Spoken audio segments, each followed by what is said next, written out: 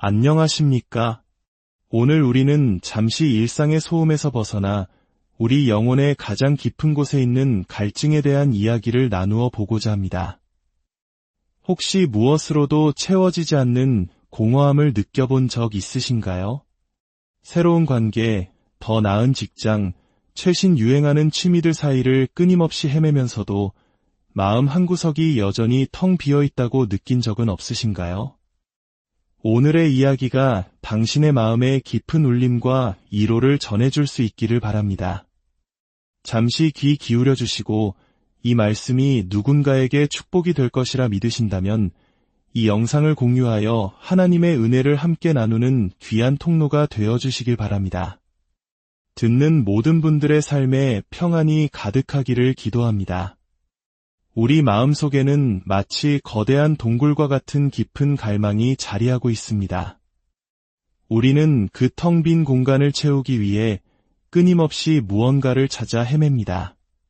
어떤 이들은 찰나의 쾌락을 주는 관계 속에서 만족을 찾으려 하고, 또 어떤 이들은 새로운 친구, 새로운 직장, 심지어 새로운 교회를 전전하며 방황합니다. 취미를 바꿔보고, 인터넷 세상에 몰두해보고, 게임에 빠져보기도 합니다. 헤어스타일을 바꾸고 옷장을 가득 채우고 더 좋은 차를 꿈꾸며 더 나은 동네로 이사를 계획합니다. 이 모든 것은 마음 깊은 곳에 자리한 공허함을 채우려는 몸부림입니다. 하지만 이 끝없는 방황의 근본적인 원인은 무엇일까요? 바로 그리스도 안에서 깊이 뿌리내린 안정감과 만족을 경험하지 못했기 때문입니다. 예수님께서는 바로 이 지점을 정확히 꿰뚫어 보십니다.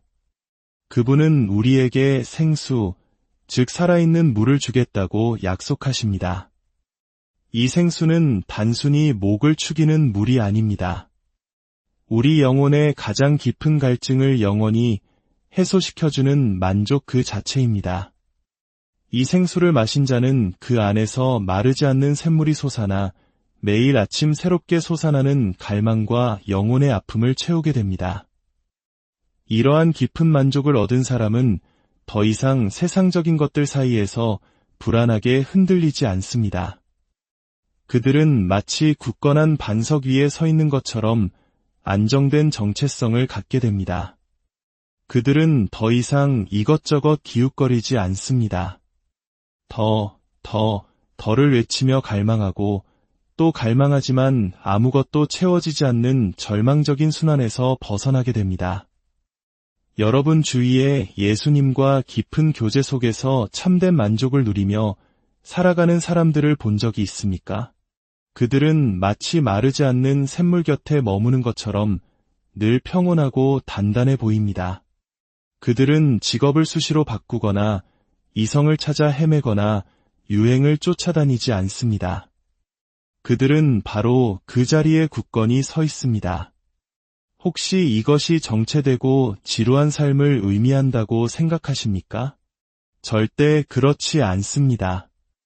믿음 안에서 얻는 깊은 안정감은 우리를 무기력하게 만드는 것이 아니라 오히려 더 큰 확신과 목적을 가지고 움직이게 하는 원동력이 됩니다. 여기에는 중요한 차이가 있습니다. 하나는 채워지지 않는 좌절감 때문에 어쩔 수 없이 움직이는 갈망의 움직임입니다. 여긴 아니야, 다른 곳으로 가야 해라며 끊임없이 도망치는 움직임입니다. 그러나 다른 하나는 반석 위에 굳건히 서 있기에 가능한 믿음의 움직임입니다. 나는 내 삶의 목적을 안다. 나는 이 삶을 낭비하지 않을 것이다. 내 안에는 예수님이라는 마르지 않는 샘이 있기에 어디를 가든 두렵지 않다라고 외치며 담대하게 나아가는 움직임입니다. 예수님께서 주시는 생수는 우리를 한 곳에 얼어붙게 만드는 것이 아니라 오히려 세상을 향해 열방을 향해 흘러가는 역동적인 폭포수와 같습니다. 그분은 모든 민족을 구원하기 위해 지금도 움직이고 계십니다. 그 생수를 가장 깊이 마시고 싶다면 그분과 함께 이웃에게로 세상으로 나아가야 합니다. 오늘 우리가 함께 묵상할 요한복음 4장의 이야기는 바로 우리 자신의 이야기입니다. 채워지지 않는 갈망과 절박한 질문들 속에서 참된 만족을 찾아 헤매는 우리 모두의 이야기입니다. 예수님께서는 사마리아 여인에게 생수에 대해 말씀하신 후 갑자기 이렇게 말씀하십니다. 가서 내 남편을 데려오라. 왜 갑자기 남편 이야기를 꺼내셨을까요? 이는 여인의 삶의 가장 핵심적인 문제, 그녀가 그토록 외면하고 싶었던 상처의 근원을 정확히 가리키는 것이었습니다. 여인은 대답합니다. 저는 남편이 없습니다. 기술적으로는 사실일 수 있는 대답입니다. 그러자 예수님께서는 그녀의 과거를 꿰뚫어 보시며 말씀하십니다. 내가 남편이 없다 하는 말이 옳도다. 너에게 남편 5이 있었고 지금 있는 자도 내 남편이 아니니 내 말이 참되도다. 예수님은 2번이나 그녀의 말이 옳다, 참되다고 말씀하십니다. 이것은 매우 의미심장합니다. 여인은 진실된 단어를 사용해서 교묘하게 거짓된 현실을 숨기려 하고 있습니다. 이것은 단순히 거짓말을 하는 것보다 훨씬 더 교묘하고 위험한 자기기만입니다. 숨겨진 죄가 있는 사람들은 종종 이런 방식을 사용합니다. 진실된 사실들을 조각내어 자신의 진짜 모습을 감추는 데 사용하는 것입니다. 그들은 위험 부담이 큰 노골적인 거짓말은 하지 않습니다. 대신 진실을 이용해 사람들을 속입니다. 오늘날 우리가 사는 세상에는 이러한 언어의 교묘한 조작이 만연해 있습니다. 어떤 이들은 자신이 그렇게 하고 있다는 사실조차 인지하지 못할 정도로 시대의 정신에 깊이 물들어 있습니다. 언어는 본래 진실을 드러내고 소통하기 위한 도구이지만 어느새 사람들은 자신이 원하는 것만 드러내고 감추고 싶은 것은 숨기는 개임의 도구로 사용하고 있습니다. 예수님 안에서 깊고 안전한 만족을 누리지 못하는 영혼은 이처럼 진실을 흐리는 교묘한 언어 사용에 쉽게 빠져듭니다. 예수님은 단순히 여인이 여러 남자를 통해 채우려 했던 그 거대한 갈증을 드러내실 뿐만 아니라 그 진실을 숨기기 위해 그녀가 사용해온 미묘한 자기 방어 기제까지도 폭로하고 계십니다. 그녀 자신조차 자신이 예수님을 향한 절대적인 갈망을 가지고 있다는 사실을 깨닫지 못하고 있었습니다.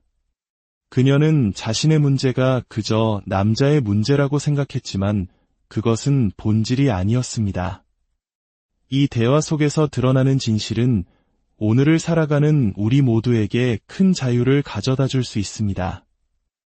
예수님의 날카로운 지적에 당황한 여인은 화제를 바꿉니다. 선생님, 제가 보니 선지자로소이다. 우리 조상들은 이 산에서 예배하였는데 당신들의 말은 예배할 곳이 예루살렘에 있다 하더이다.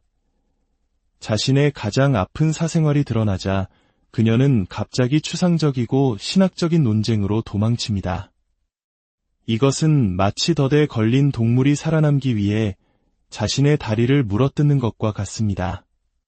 인간 역시 영혼의 덫에 걸리면 그 고통스러운 현실에서 벗어나기 위해 자신의 생각을 비틀고 복잡하게 만듭니다. 제 가는 문제에 대해 이야기하고 싶으시다고요? 그렇다면 우리가 어디서 예배해야 하는지부터 토론해 보시죠.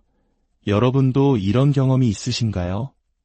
누군가에게 복음의 핵심을 전하려고 할 때 그들은 갑자기 전혀 다른 질문을 던지며 본질을 회피합니다. 예수님이 나를 위해 죽으셨다고요? 믿음으로 구원을 얻는다고요? 그런데 세상의 다른 문제들은 어떻게 설명할 건가요? 그들은 자신의 마음 가장 깊은 곳을 향해 다가오는 진리의 빛을 피하기 위해 수많은 질문의 연막을 피우는 것입니다. 여인의 화제 전환은 서툴렀지만 잠시 동안은 효과가 있었습니다. 그러나 예수님은 그녀의 덫에 걸려들지 않으십니다. 그분은 그녀가 던진 예배라는 주제는 받아들이시지만 어디서라는 지엽적인 문제는 붙들지 않으십니다. 예수님은 이렇게 대답하십니다. 이 산에서도 말고 예루살렘에서도 말고 너희가 아버지께 예배할 때가 이르리라. 아버지께 참되게 예배하는 자들은 영과 진리로 예배할 때가 오나니 곧 이때라. 예수님은 결코 본질을 놓치지 않으십니다. 예배에 대해 이야기하고 싶으냐? 좋다. 그렇다면 다시 내 안으로 들어가자. 내 영혼의 문제로 돌아가자. 나는 너의 물동이에 담긴 물의 문제로 들어갔고 너의 반복되는 죄의 문제로 들어갔다. 이제 나는 너의 예배의 문제, 바로 내 마음의 중심으로 들어가겠다. 예수님은 여인의 마음을 향해 끊임없이 나아가십니다. 왜냐하면 진짜 문제는 그리심 산이냐 예루살렘 성전이냐가 아니기 때문입니다. 진짜 문제는 바로 그녀의 마음 안에 있었습니다. 그분은 마치 이렇게 말씀하시는 것과 같습니다. 이제 나와 함께 가주지 않겠니? 내 마음을 열어주지 않겠니? 내 안에 있는 진짜 감정을 마주하지 않겠니? 내가 그토록 숨겨왔던 수치심을 드러내고 너의 완고함과 죽어있던 영혼을 고백하지 않겠니? 내가 너와 함께 울어주겠다. 나는 너를 쫓고 있다. 나는 너를 원한다. 예수님은 선지자로서 꿰뚫는 말씀으로 사람들의 영혼 깊은 곳에 있는 갈증을 향해 나아가십니다. 그분은 우리에게 말씀하십니다. 나는 내가 왜 그토록 한 남자에게서 다른 남자로 옮겨 다녔는지 이해한다. 나는 내가 어떻게 만들어졌는지 안다. 무엇이 너를 움직이는지 알고 있다. 내가 너를 만들었기 때문이다. 나는 너의 욕망과 열정, 갈망과 갈증, 영혼의 아픔과 그 지독한 외로움을 모두 이해한다. 그리고 나는 바로 너를 위해 여기에 있다. 나는 너에게 가장 필요한 존재이며 너는 나를 위해 창조되었다.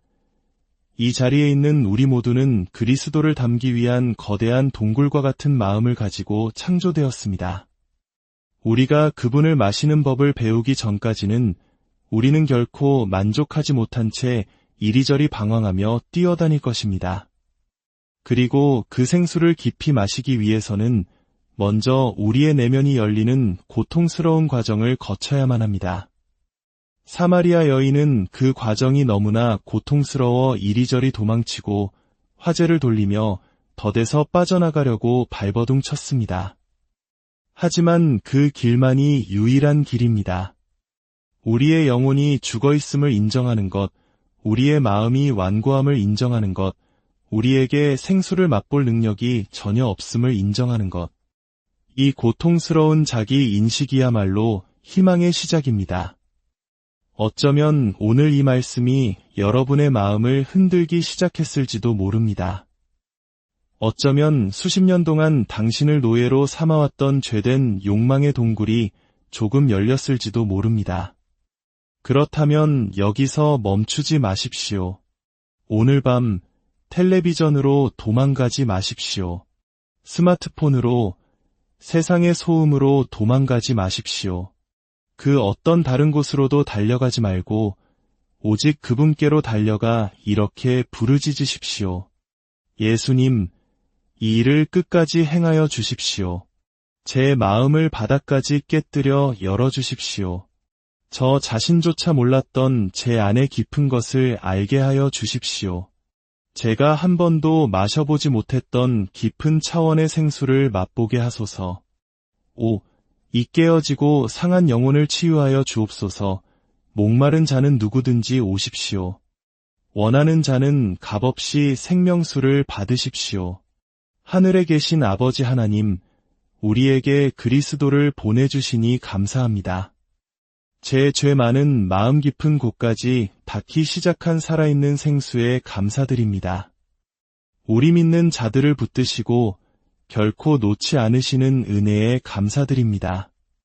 주님, 이 자리에 있는 모든 이들의 삶 속에서 시작하신 그 선한 일을 끝까지 이루어 주시옵소서. 예수님의 이름으로 기도합니다.